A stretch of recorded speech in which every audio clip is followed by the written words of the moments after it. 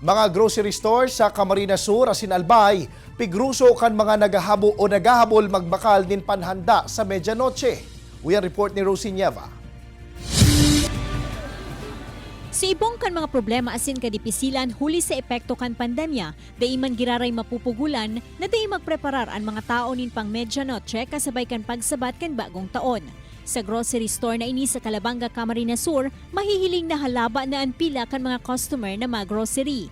Pagabot sa laog, kadakol manggiraray ang mga nagbabakal asin pila-pila ang mga nagbabarayad sa cashier. Sigon kay Marites Severo, dawa aram niyang dakol ang mga tao sa ngunyan, alagad na grocery manggiraray siya maski dikit para sa handaan na pagsasaluhan kan sa indang pamilya. Hindi, nagbabarakal kami ng mga para sa medianoche. Dikit lang, maloyang mahinang budget. Si Lisel Ilopre naman, nagbakal na nin mga ingrediente para sa salad na saro sa paboritong handa sa buot kan bilog na pamilya. Ano po, para po magkasaro-saro po kami gabos na pamilya. Kaya maghahanda po kami.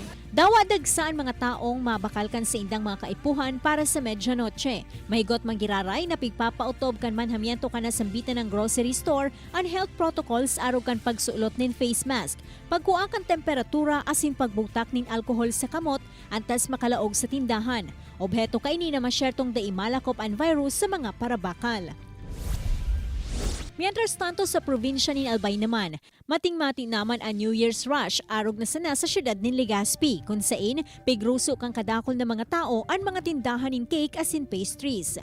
Matyagang nagpila ang mga ini nganing makabakalin cake na partay kan handa ninda para sa medianoche. Pigko konsiderar man kaya kan mga tao na pampaswerte ang nasambitan ng mga pagkakan sa pagsabat kan bagong taon.